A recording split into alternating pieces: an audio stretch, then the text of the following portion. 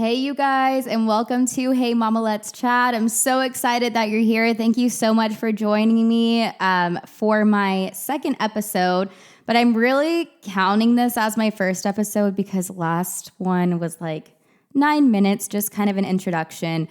And we're shooting for 30 minutes. And guys, I want to be real honest with you.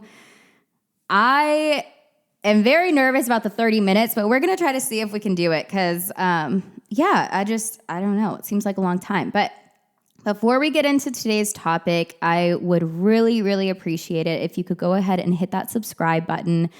Give me a like if you like it after, comment, let me know what you think. Okay. So let's jump into it. So today I have a confession to make.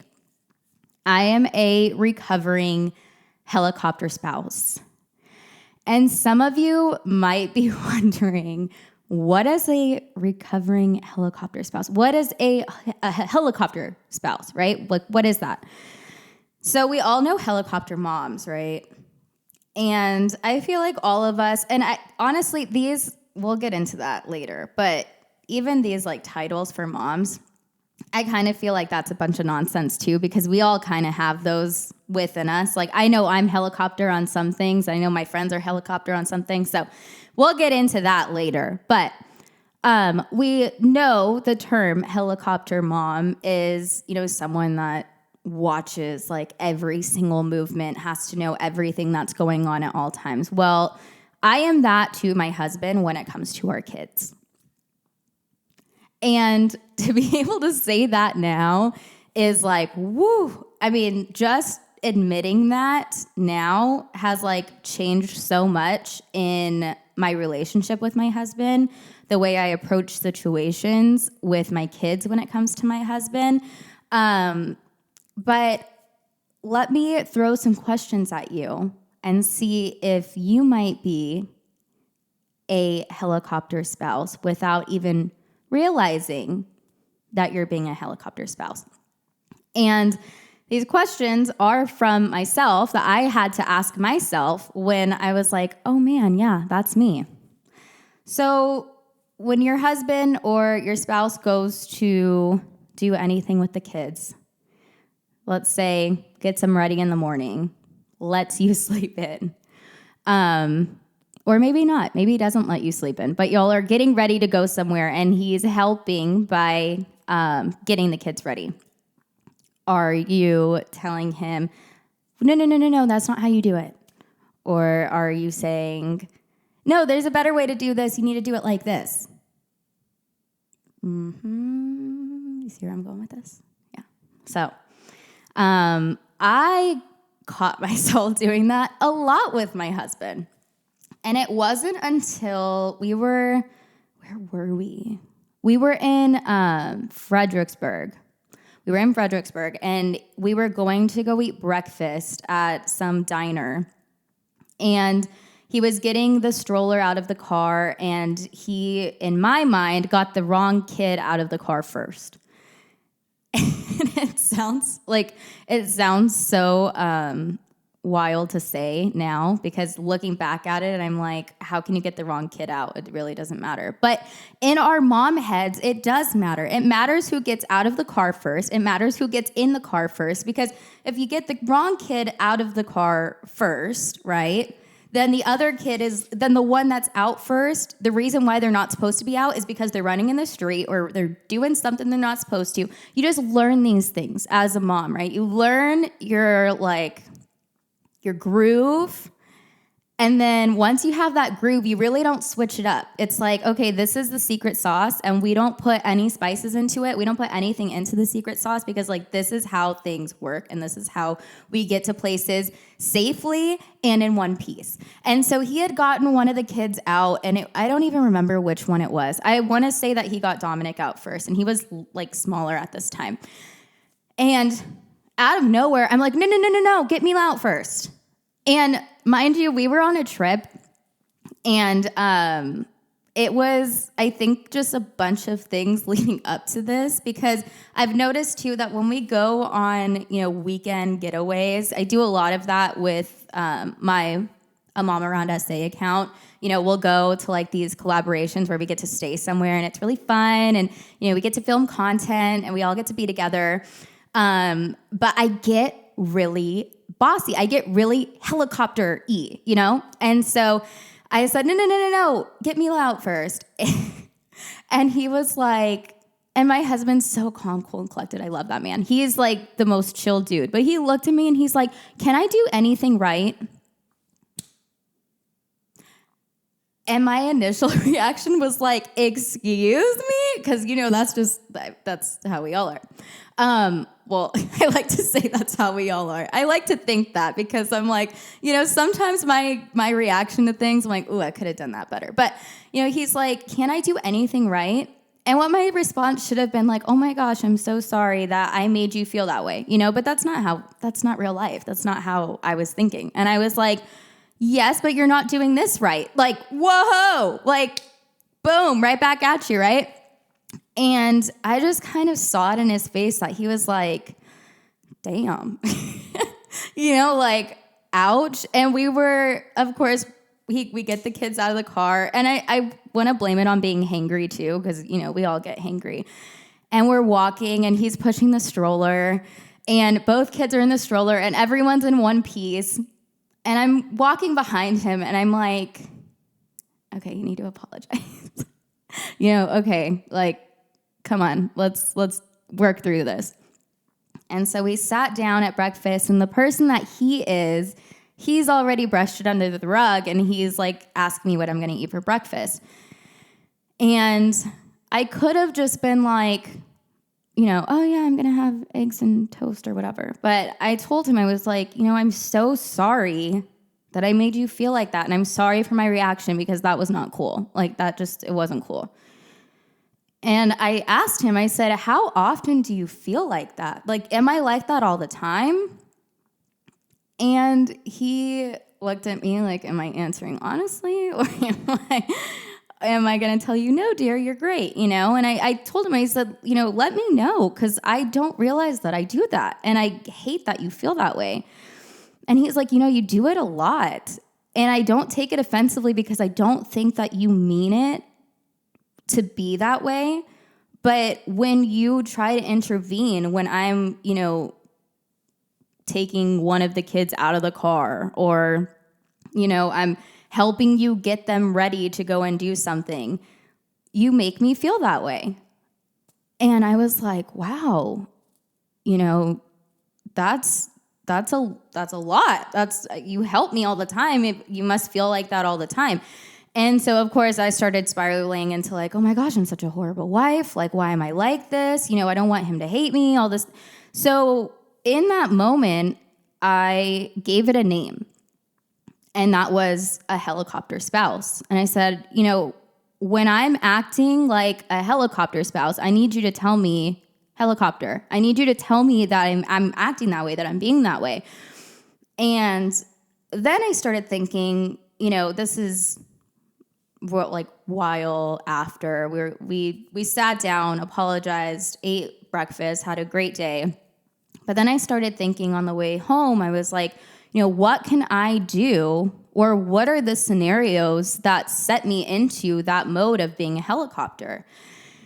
And I started to think of scenarios and I came up with a lot more than I probably wanted to admit to. And it started to really make me think about a way that I can start to not be that way. Because nobody wants a spouse that makes them feel like they're doing everything wrong. And I knew that if I ever felt like my husband thought that I do everything wrong, that would just be a punch to the gut. And I didn't want him to feel that way. So I started doing like little baby steps. And I realized that when he does try to help me, I tend to have an agenda. We all have like our agendas. Like I'm going to give an example of getting ready in the morning, right? So when I'm getting ready in the morning, I know which kid I'm going to wake up first. I know the way that I'm going to get them ready. My daughter, I get her up first. I have her go to the restroom because she's older. She's independent. She can do that. She comes back. I have her bed made. We put her clothes on. We do her hair, brush her teeth. Then brother wakes up. Then while I'm doing that whole routine with him, she's going and finding shoes and socks. And so it's completely orchestrated in a way that gets us to our final destination. Well, when my husband's there, he's normally not there in the mornings because he goes and he works and I'm a stay-at-home mom. And so when you throw him into the mix, even though he's trying to be helpful, sometimes it feels like, oh my gosh, you're making this so much harder than it needs to be. And then it turns into this like feeling of, if we're late, it's your fault. You know what I mean? And it's like, why? No, that's not the case. He's going to help the way that he thinks he can help because you haven't given him any kind of direction as to what to expect in the morning when you do get the kids up, right? And so what we've started to do and what I've seen has worked great for us is I tell him, look, okay, I have to be here. This is the mom math, right? I have to be there at 10 o'clock, which means that we need at least 30 minutes to get there. So that puts us at 9:30. So if I want 2 hours to get ready, which is usually what it takes me and the kids to get ready, I'm setting my alarm at like 6 because all the times that I'm going to push my snooze, but that's another thing. And then I tell him, okay, this is what I normally do. Normally I wake up Mila, get her ready. I give him the whole rundown. And then I ask him, where do you think you can fit in all of this to help me the most? Because at the end of the day, he also has his own routine, right? And we know guys' routines. And I mean, it's pretty solid for every guy. They wake up, they go to the restroom for like 2 hours. They come out, get dressed, all done, ready to go, right? And so if I have a husband that's willing to help me but just doesn't know what he needs to do, then I don't, I need to tell him, like, look, this is where I need help, and this is how you can help me. And so we started doing it this way, and it has just helped tremendously because he knows, okay, look, I'm going to wake up at this time, and I'm going to help with brushing teeth. So when a kid is ready to brush their teeth, you send them in to me, I'll brush their teeth. And then when you go and do this, I'm going to be on shoe duty. And that's how I'm going to help you in this crazy routine that you have of getting everyone ready because I know that it works for you. And once we did that, guys, I'm telling you, it is like a game changer. And then on another note, on the opposite side, I've seen how, that could also be frustrating to some. And I have read about this. I've, watched videos about it. And it's like these mothers saying, I have 2 kids. I shouldn't have to tell you what to do either. And to a certain extent, I guess I kind of could see where they're coming from. But, my husband doesn't need to be told what to do things. Okay, like he's still going to do them. But if I want them done the way I want it to be done, then yeah, you do need to tell him because he can't read your mind. And so, yeah, if you don't want to quote unquote babysit your husband or feel like you're the mom and have to tell him what to do, that's all fine and dandy, but don't be upset when he does things his way and it doesn't go the way that you exactly intended it to be. So there's 2 sides to this, right? And it gets very like teeter-totter, and it gets to what you are wanting for yourself. Do you just want the help and you don't care how it comes, and, you don't have a routine, but you just want to see, how you can get out of the house? Or do you have a routine and you want your spouse to be part of that routine and help you in places where he can? And I think that's where we really have to separate the two. It's like, yes, okay, there's babysitting, but then there's also being a cohesive unit and figuring it out together and knowing that you're going to have this plan to do something together. And I think that is also, being able to talk about this has also opened doors to other parts of our relationship that maybe we weren't very vocal about, but now we are. And I can tell him, like, look, I need you to be a little bit more excited when I tell you good news. I know that you aren't a very, like, excited person right off the jump, but I need that from you because that makes me feel like, you're hearing me and you're in it with me and you're like, oh my gosh, this is great. And he's like, wow, I didn't know that I did that. Okay, check, I'll do that, and that it just starts to branch out into like every area of the relationship. And then it's so cool to see your kids see it firsthand. They're like, oh wow, mom and dad work together. Like they know, when they work together or when we're all together as a family, like everything runs the same because we all know that kids are very big on routine too. So my daughter, she's old enough now, like she'll tell you like, oh, well, we don't do that first. Like that's not how we do things first. She's very routine based. And I love that about her. I'm the same way, girl. And so when she sees that daddy is participating, but he's doing it the same way that we always do it, but just being a helping hand, it really makes us all feel like we're part of the same team and we're getting it done together.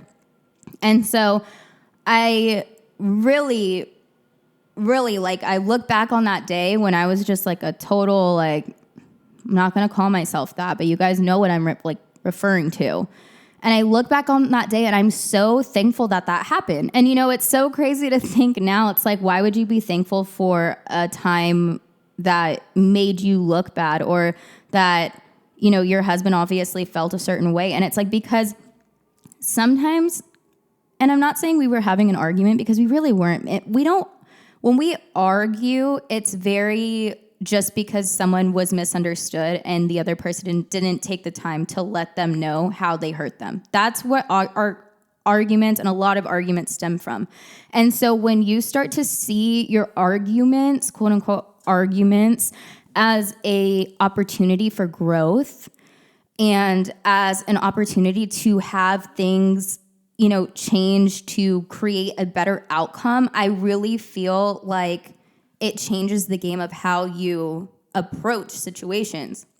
And I'm thankful to have had that argument with him because now it's completely changed how we live our lives. And, it comes, we do that when, we're getting ready, right? But it can stem into really anything, guys. Like it can stem into how we do the laundry. I don't like to start a load of laundry unless I know that I'm going to be able to get it out of the dryer, fold it, and put it away in that same day. Doesn't have to be one right after the other, but if I know it's going to be done that same day, because the last thing I just can't stand it is when the clean clothes is like sitting in the dryer and everyone's just picking out of the dryer, but I don't have the time to go and fold the clothes because I wasn't expecting there to be clothes in the dryer. That wasn't part of my day. And so just things like that, I'm like, hey, it's really overstimulating for me when we're washing clothes, when you choose like, okay, I need, this clean. I'm just going to throw a whole load in, wash it, dry it, then get the thing out that I need and then just leave that there and come back to it. He's not expecting me to do it. But he's going to come back to it later after he goes to work and does everything. And, who knows if it's going to be that same day because he's busy too. But then it's sitting there and I'm staring at it and I'm like, okay, well, and, the internal dialogue. Well, is he just expecting me to do that? Does he think that since it's in there and I'm at home, I'm going to do it? I have things to do. Does he not think that I'm busy? Like it can spiral, guys. And it has spiraled. When we first started this thing and we started getting those big loads of laundry with like the millions of socks, it felt like that. It was like, okay, so what? Are you just throwing it in there to like show me, okay, this needs to be done and then just, passive aggressively leave it there? But then we have the conversation. Hey, like there's clothes in the dryer. Oh yeah, well I was gonna come and fold it, but I had to go to work. Okay, cool. Well, I totally get that. And I'm sorry that I didn't get to the clothes fast enough because I know it is. We don't have like our own set jobs, but we do. Like, he'll do the clothes every once in a while. I'll do something that he does every once in a while. But for the main part, the way that our house operates, I do certain things and he does certain things, and that's just how it goes. And so when I feel like a chore that's supposed to be mine has been done for me but not completed, it makes me feel like he's like, well, are you going to get to that? It almost feels like it's like personal when it's not. It's just as simple as I just needed a shirt. It wasn't clean. So I went and threw it in the wash, and now there's clothes in the dryer. And so you have that conversation. You're like, okay, cool. Sorry you felt that way. If there's something that you need clean, or if you see the clothes starting to pile up, can you just tell me hey, I'm going to throw a load in unless you were planning on doing it tomorrow when you have time to do the whole thing. Cause I know how you like to get everything done at one time. This isn't because of you. I need the shirt. That will at least make me feel like, okay, I can either one, do it right now and just clear my schedule, or I can let you do it your way, and I can be okay with you doing it your way. And maybe the clothes will sit in the dryer a little bit longer than I would like, but I didn't choose to do the clothes, so you're going to do it your way. And wow, you guys, that's just a game changer. When you can start having conversations like that, the helicopter feeling starts to go away, and it starts to feel like, okay, I don't have to helicopter because we do everything on the same page. And so some takeaways from this, things that have helped me. Again, every relationship is different. Some of y'all, you don't care how it gets done. You just want it done. And hey, I respect that. I honestly wish that some days I could just be like that. But for me, I'm just very structure, or else it just never gets done. And that's just how my brain works. But if you're like me, some takeaways from this, I would say, would be to start having conversations about how when you're getting ready to do something, when you're getting ready to go somewhere, you say, look, this is how I usually operate when you're not here. You're here. It's great. I'm glad that you can help me. These are the ways that you can help me. And then let it be done. Even like I said, laundry, things around the house. Hey, this is how I like to do things. I see that you're doing them this way. That's cool. But just know, since you're doing it, I'm just going to let you take full control over it. So that clothes is going to stay in there for as long as you leave it there, because that's not on my top of my list for my priorities right now. So that's why I didn't start the clothes right now. But if you have that time to do it, then more power to you. And it really does. It really starts to change the way that you talk to your spouse, the way that your kids see you talking together, the teamwork of it all. It really does start to create a healthy atmosphere to be able to have that open dialogue and feel seen for what you're doing, but also feel like when you need help, someone's there to help you in the way that you need to be helped. Just like we have our love languages, right? We all have our love languages. And if you don't know yours, you should really take a test, because that's a whole nother subject. It really does open your eyes to so much. But once your husband sees or knows what your help language is, that's what it is, your help language. Once they know what your help language is, and once they can help you do the things that you need to do, it just completely changes the game. So I hope that you guys feel this. I would love to know more about what y'all think. If you are a helicopter spouse, if you think that that's even a thing, what you have done to try to change that, or, set a different kind of dynamic in your home. I would love to know. So go ahead and comment below. Again, please like and subscribe. Guys, we made it to almost 25 minutes, so I'm calling that a win. Thank you so much for being here. I love and appreciate all of you. I hope you all have a very blessed day, and I'll catch you on the next episode. Bye.